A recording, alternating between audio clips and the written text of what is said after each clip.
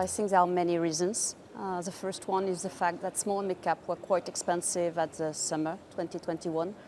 They had reached a premium of 40%, which is huge and historic. So there was a reason for derating at the start. And then you had several other factors, of which macro, which was becoming much tougher, especially in Europe, with some kind of recession, 2022, 2023.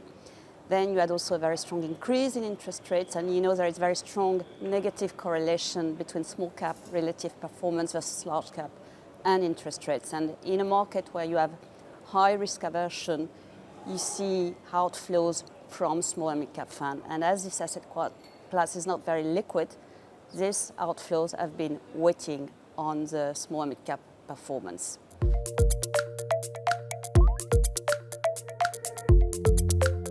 Well, I think what has waited in the past weeks is now improving, definitely recovering.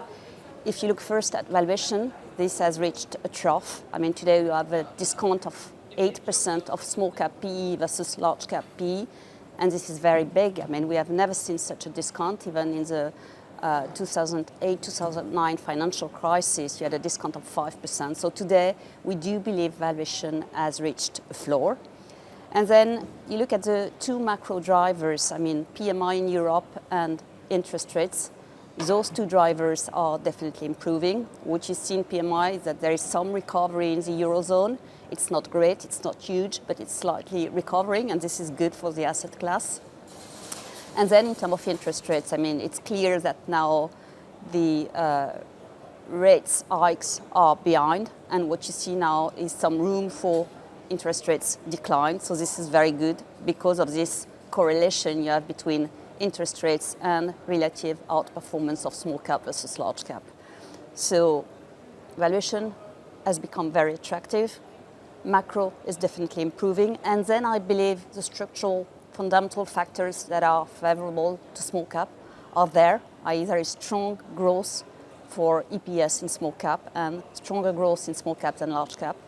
And then last but not least, and we need to see that, you should see some inflows in the small and mid-cap fund. And we are starting to see some interest in the asset class, and I think this should be very supportive.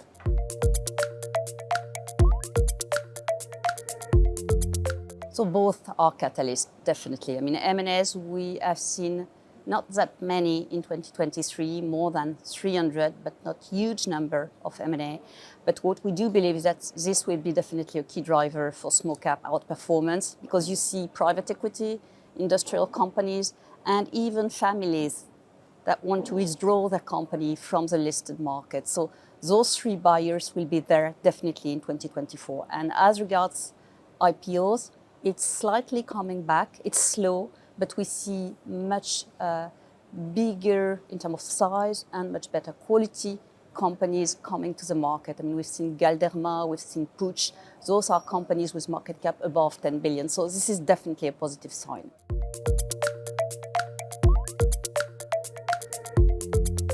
Well, I think you cannot avoid those ESG topics now when you are doing fund management. So all those companies need to have a sustainability policy, and we in our company are doing ESG ratings. So this is key, but you must know that the smaller the market cap, the less completed is the ESG policy. So you need to be kind with those companies.